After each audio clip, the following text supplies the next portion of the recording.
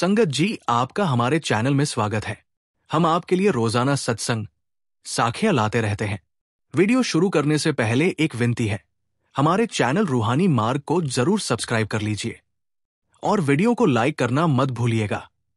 Comment में राधा स्वामी जी जरूर लिख दीजिए। संगत जी, आज 19 अक्टूबर को हुजूर महाराज जी ने कोलकाता की पावन धरती पर सत्संग फरमाया। हजूर जी 10 मिनट पहले ही स्टेज पर आ गए थे और उस समय शब्द चल रहे थे। ठीक 9 मिनट पर हजूर जी ने सत्संग का आरंभ किया। आज हजूर जी ने स्वामी जी महाराज की वही वाणी ली जिस वाणी पर हजूर महाराज जी अक्सर सत्संग फरमाते थे। हुजूर जी हमेशा की तरह आज भी समय से पहले पंडाल में पहुंच गए।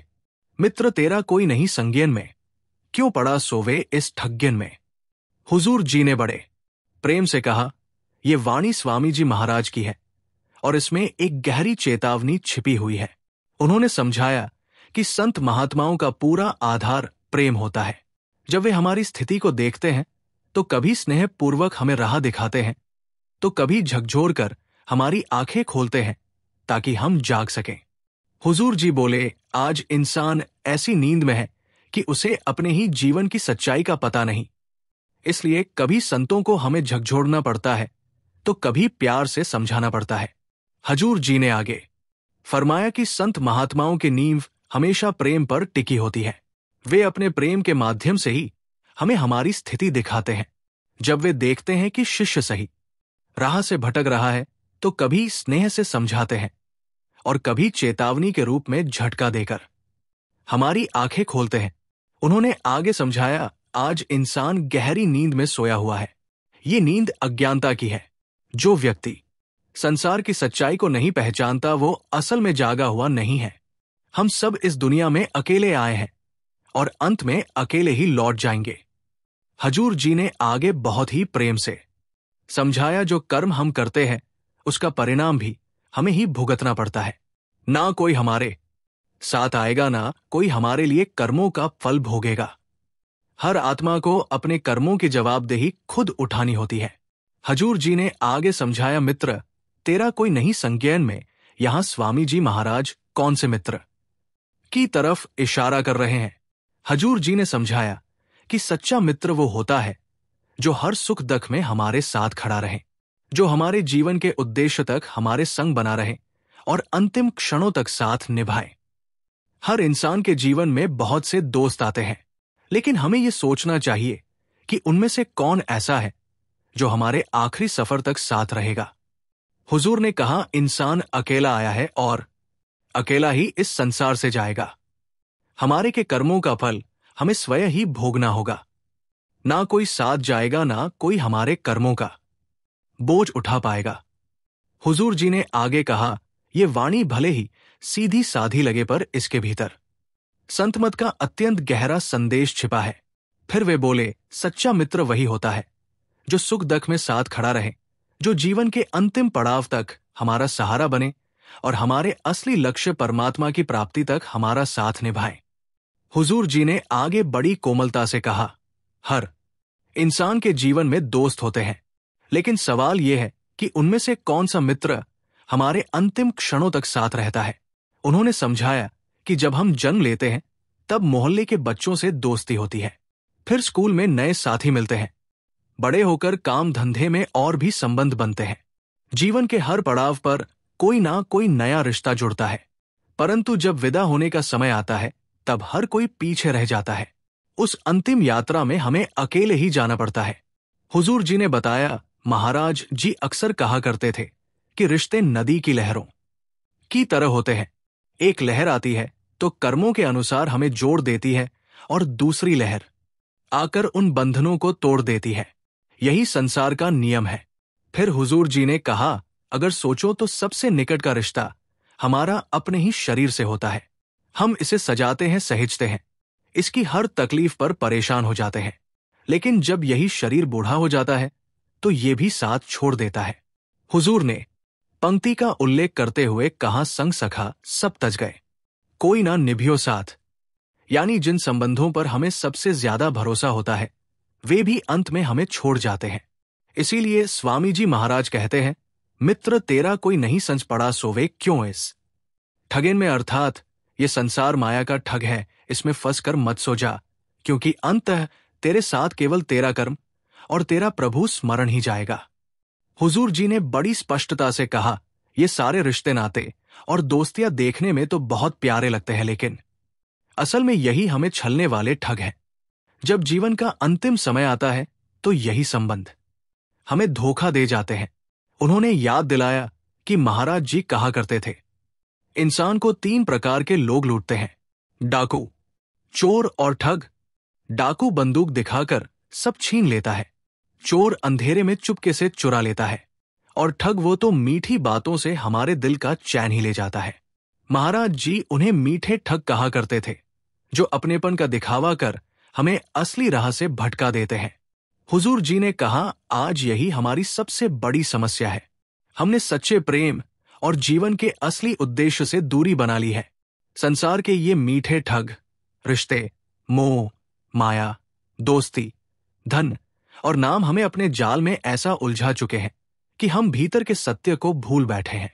इसलिए महात्मा हमें बार बार जगाते हैं, चेताते हैं, अब नींद से जागो, क्योंकि ना मित्र तुम्हारा है, ना रिश्ता, ना धन, ना शरीर, ये सब साथ छोड़ देंगे। साथ केवल वही देगा जो सद्गुरु ने तुम्हारे भीतर रखा है, वो नाम, वो शक्ति जो तुम्हारे अंदर जीवित है। हुजूर जी ने समझाया कि प्राचीन काल से ही मनुष्य की प्रवृत्ति नीचे की ओर झुकती चली आ रही है। जो प्रेम पहले निर्मल था, वो समय के साथ मोह का रूप ले चुका है। उन्होंने कहा, यही मोह इंसान को अंधा बना देता है, जिससे वो सही और गलत की पहचान खो बैठता है। उन्होंने उदाहरण देते हुए कहा, रामायण में कैकई, जो कभी राजा दशरथ की सबसे प्रिय रानी थी, पुत्र मोह में इतनी ग्रस्त हो गई कि उसने अपने ही पति से राम जी को वनवास भेजने की जिद कर डाली। ये सब उसी अंधे मोह का परिणाम था।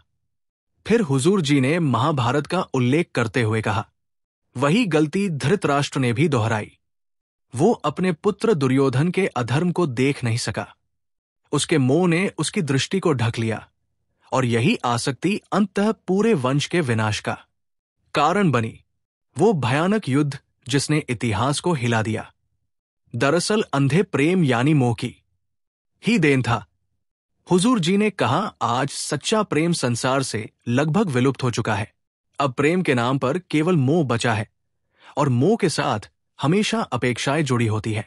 हम हर रिश्ते में कुछ पाने की आशा रखते हैं, लेकिन जब सामने वाला वैसा नहीं करता जैसा हम सोचते हैं, तो मन निराशा से भर जाता है।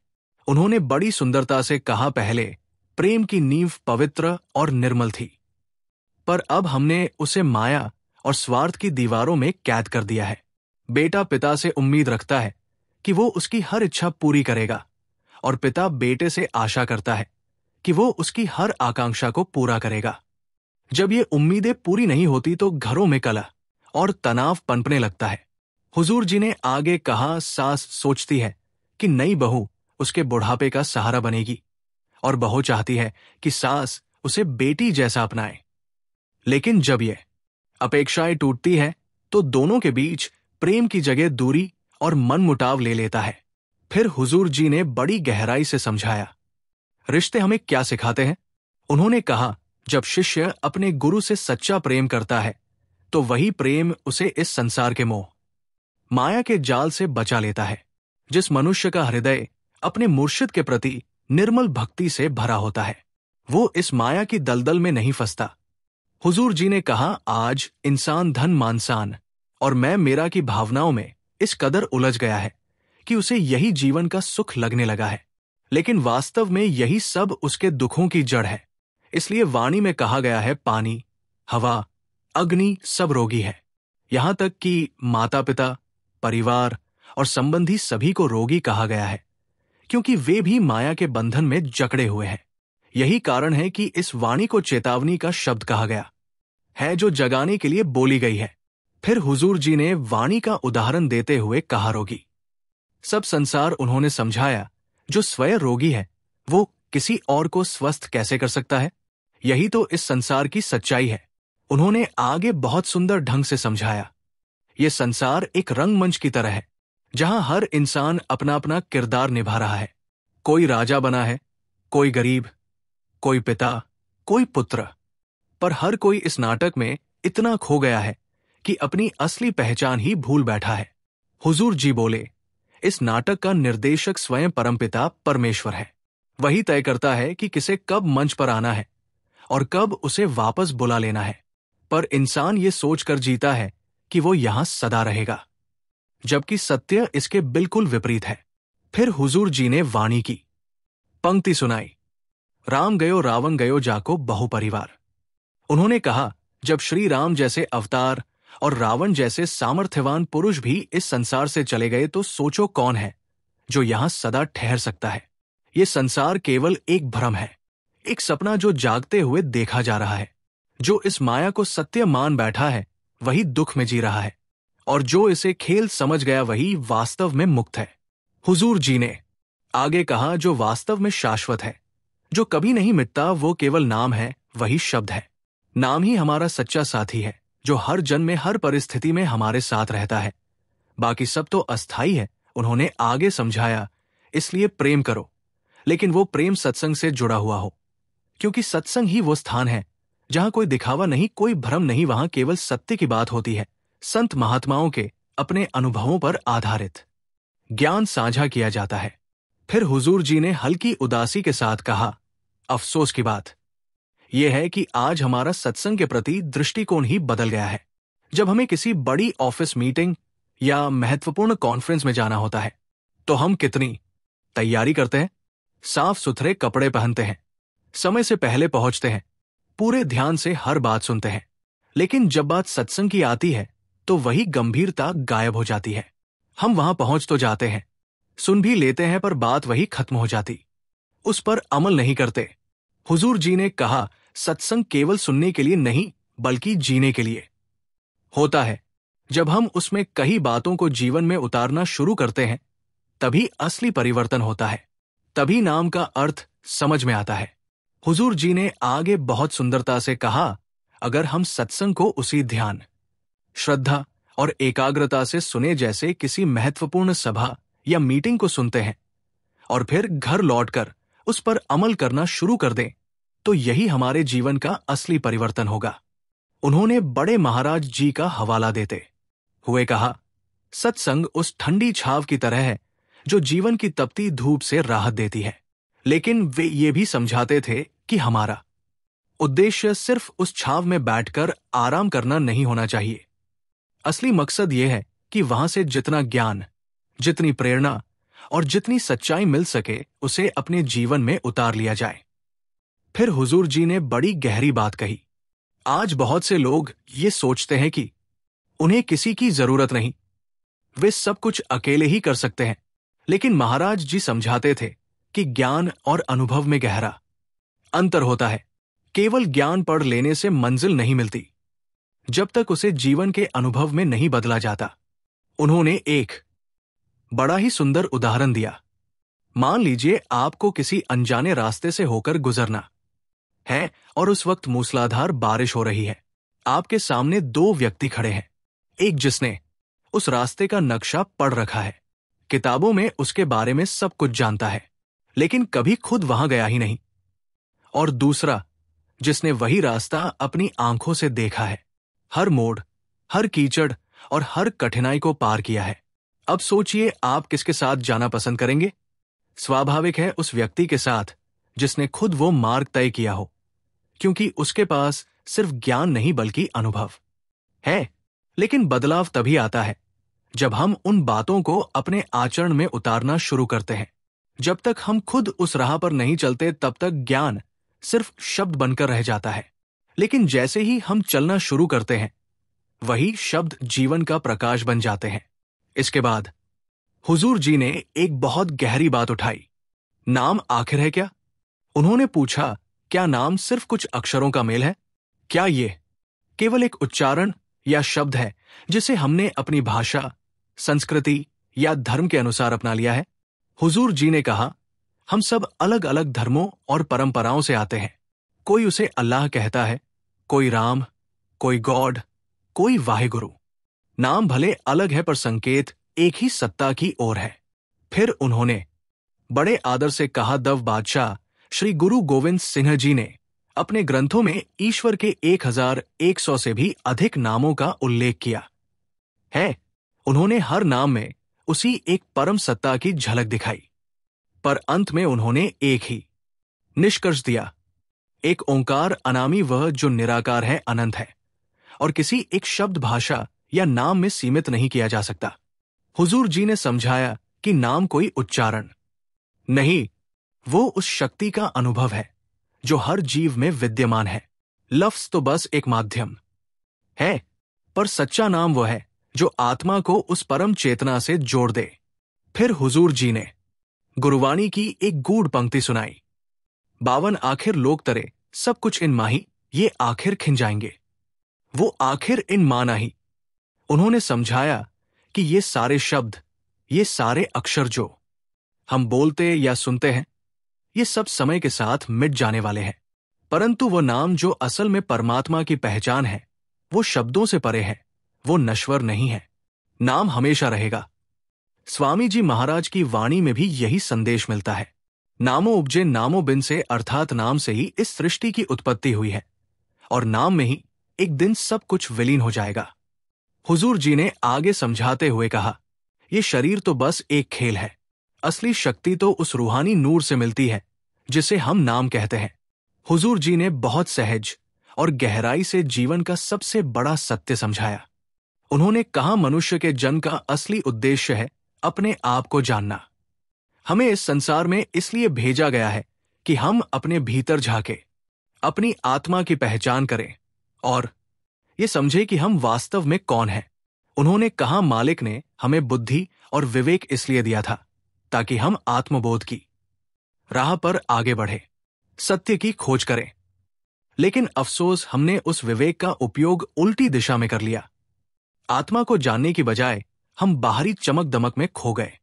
धन, संपत्ति, नाम, शोहरत और पद की दौड़ में इस कदर उलझ गए कि अपनी असली पहचान ही भूल बैठे।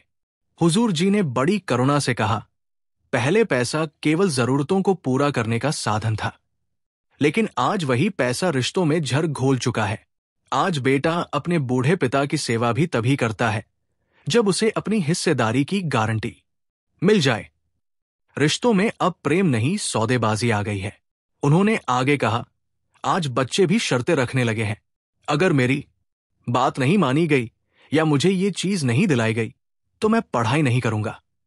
सोचो, ये वही संस्कार है जो कभी त्याग और सेवा पर आधारित थे, अब स्वार्थ और लेन देन पर टिके हुए हैं। इसके बाद हुजूर जी ने एक अत्यंत गहरी और चिंतन योग्य बात कही, नाम आखिर है क्या? क्या नाम केवल कुछ अक्षरों का समूह है या मात्र एक शब्द जिसे हमने अपनी भाषा, संस्कृति या परंपरा के अनुसार अपना लिया है? उन्होंने कहा, हम सब अलग अलग धर्मों, जातियों और संस्कृतियों से आते हैं। कोई उसी सत्ता को अल्लाह कहता है, कोई राम, कोई गौर तो कोई वाहेगुरु। हुजूर जी ने आगे बताया, दशम पाशाह श्री गुरु गोविंद सिंह जी महाराज ने अपने ग्रंथों में ईश्वर के लगभग 1100 नामों का उल्लेख किया है, लेकिन अंत में उन्होंने एक ही निष्कर्ष निकाला, एक ओंकार अनामी, अर्थात उस परम सत्ता को किसी एक नाम या शब्द में बांधा नहीं जा सकता। वो सब सीमाओं से परे अनंत और निराकार है। फिर हुजूर जी ने गुरु नानक देव जी की एक गूढ़ पंक्ति सुनाई, 52 आखिर लोग धरे, सब कुछ इन माही, या आखिर खिन जाएंगे, वो आखिर इन मान आई। उन्होंने समझाया, ये जो शब्द, ये जो अक्षर हम उच्चारित करते हैं या सुनते हैं, ये सब समय के साथ मिट जाने वाले हैं, परंतु जो नाम वास्तव में परमात्मा की पहचान है, वह शब्दों से परे है, वो अमर है, अविनाशी है, सदा रहने वाला है। हुजूर जी ने कहा, स्वामी जी महाराज की वाणी में भी यही गढ़ अर्थ छिपा है। वे कहते हैं, नामो उपजे नामो बिन से, अर्थात सृष्टि की उत्पत्ति भी नाम से हुई और अंततः उसी नाम में सब कुछ विलीन हो जाएगा। उन्होंने आगे बड़ी कोमलता से समझाया, जब तक इंसान उस दिव्य शक्ति, उस नाम से जुड़ा रहता है, तब तक उसकी सांसों में जीवन का प्रवाह बना रहता है। जैसे ही वो संबंध टूटता है, जीवन की डोर भी समाप्त हो जाती है हुजूर जी ने कहा, यह शरीर तो केवल एक मिट्टी का खेल है। असली शक्ति उस रूहानी नूर में है। उसी को हम नाम कहते हैं। वही जीवन की असली धड़कन है, वही सच्चा सहारा है, और वही हमारी आत्मा का वास्तविक घर है। आगे हुजूर जी ने बहुत सरलता से लेकिन अत्यंत गहराई के साथ जीवन का मूल सत्य समझाया। उन्होंने कहा, इंसान के जन्म का सबसे बड़ा मकसद है अपने आप को पहचानना। हमें इस धरती पर इसलिए भेजा गया है कि हम अपने भीतर झांके, अपनी आत्मा का परिचय प्राप्त करें और ये जाने कि वास्तव में हम कौन हैं। उन्होंने बताया कि मालिक ने हमें बुद्धि और विवेक इसलिए दिए थे ताकि हम उस राह पर चल सके जो आत्मबोध और सत्य की ओर ले जाती है। मगर दुख की बात यह है कि हमने उसी विवेक का उपयोग उल्टी दिशा में कर लिया। आत्मा को पहचानने की जगह हम बाहरी जगमगाहट में खो गए। धन, पद, नाम और शोहरत की चाह में इतने डूब गए कि अपनी असली पहचान ही भूल बैठे। हजूर जी ने बहुत करुणा से कहा, पहले पैसा केवल जरूरतें पूरी करने का जरिया था, पर आज वही पैसा रिश्तों की नींव हिला चुका है। अब बेटा अपने बूढ़े पिता की सेवा भी तब करता है जब उसे अपनी हिस्सेदारी की पक्की उम्मीद हो। रिश्ते अब प्रेम से नहीं सौदे से चलते हैं। उन्होंने आगे कहा, आज के बच्चे भी शर्तों पर जीने लगे हैं। अगर मुझे ये चीज नहीं मिली तो मैं नहीं पढ़ूंगा, अगर मेरी बात नहीं मानी तो मैं बात नहीं करूंगा। सोचो, ये वही घर है जहां कभी संस्कार, त्याग और सेवा के प्रतीक हुआ करते थे। अब वही स्वार्थ और लेन देन का रंग चढ़ गया है। फिर हुजूर जी ने बहुत मार्मिक स्वर में कहा, हमने तो भक्ति को भी व्यापार बना दिया है। मंदिरों और गुरुद्वारों में जाकर चढ़ावा चढ़ाते हैं और मन ही मन सोचते हैं कि बदले में मालिक हमें लाखों करोड़ों दे देगा। उन्होंने पूछा, क्या यही सच्ची श्रद्धा है? क्या हम सच में उस परमात्मा से सौदा कर रहे हैं, उस अनंत शक्ति से जिसने बिना मांगे ही हमें सब कुछ दे दिया, और आज हम उसी से कुछ पाने की उम्मीद में भक्ति का भी हिसाब लगाने लगे हैं? क्या यही इंसान होने का अर्थ है? हुजूर जी ने कहा, भक्ति का अर्थ मांगना नहीं, समर्पण है। जब हम सच्चे मन से झुकते हैं तब मालिक देता नहीं बल्कि खुद को दे देता है, और वही पल है जब आत्मा अपने असली घर की ओर लौटने लगती है। हुजूर जी ने आगे समझाया कि जब धन हमारी जरूरतों से बढ़ने लगता है तो उसके साथ एक और चीज जन्म लेती है, अहंकार। और यही अहंकार धीरे धीरे मन में तनाव का रूप ले लेता है, वही तनाव जो हमारी मानसिक शांति को भीतर से खा जाता है। उन्होंने कहा, जैसे जैसे धन बढ़ता है वैसे वैसे मन में डर भी बढ़ने लगता है। कहीं टैक्स की जांच ना पड़ जाए, कहीं चोरी ना हो जाए, कहीं जो सालों की मेहनत से जोड़ा है वो पल भर में ना छीन जाए। यही चिंता और असुरक्षा इंसान के जीवन में बेचैनी और असंतुलन का कारण बनती है। शरीर बीमार पड़ जाता है और मन कभी शांत नहीं रहता। हुजूर जी ने स्पष्ट कहा, धन जीवन की सुविधाएं खरीद सकता है लेकिन शांति नहीं। असली सुकून तब आता है जब इंसान बाहरी दुनिया से हटकर अपने भीतर झांकना शुरू करता है, जब वो अपनी आत्मा की पहचान करता है।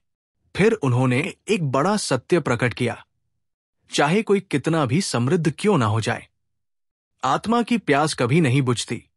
इतिहास इसका साक्षी है।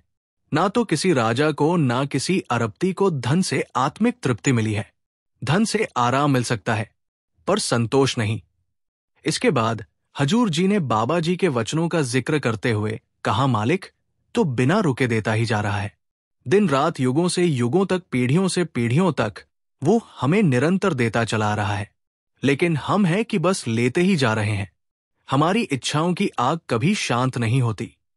उन्होंने बहुत विनम्र स्वर में कहा, बहुत कम लोग ऐसे हैं जो सच्चे दिल से कह सके, मालिक जो दिया वही बहुत है। शुक्र करने पर हुजूर ने एक बड़ी प्यारी साखी भी सुनाई। हुजूर बोले, एक नगर में एक फकीर रहते थे जिनका नाम पूरे इलाके में प्रसिद्ध था। लोग कहते थे कि उनकी प्रार्थनाएं सीधे मालिक तक पहुंचती है। याद रखो, जो इंसान कृतज्ञ होता है उसी के जीवन में बरकत बढ़ती है। हुजूर जी ने आज बड़े प्यार से समझाया कि जब मालिक ने इस सृष्टि की रचना की तो उसने दो तरह किया बनाई। एक वो जो केवल भोग के लिए है, जैसे पशु, पक्षी और अन्य निचली जुनिया, और दूसरी है इंसानी जन्म यानी कर्म और भोग की जुनी। इस मानव जीवन को मालिक ने सोचने समझने की शक्ति दी है ताकि इंसान अपने असली स्रोत को पहचान सके और परमात्मा की ओर लौटने का मार्ग पा सके। लेकिन अगर हमने इस अनमोल जीवन को सिर्फ इच्छाओं, लालच और मोह माया में गवा दिया तो इससे बड़ा घाटा कोई नहीं हो सकता। इसी के साथ संगत जी, हम आपसे इजाजत लेते हैं। कल फिर मिलते हैं नए सवाल, जवाब और साखी के साथ। अगर ये वीडियो आपके दिल को छू गई हो तो इसे लाइक करें। आप जी से विनती है, कमेंट में राधा स्वामी और अपने शहर का नाम जरूर लिखें। राधा स्वामी जी।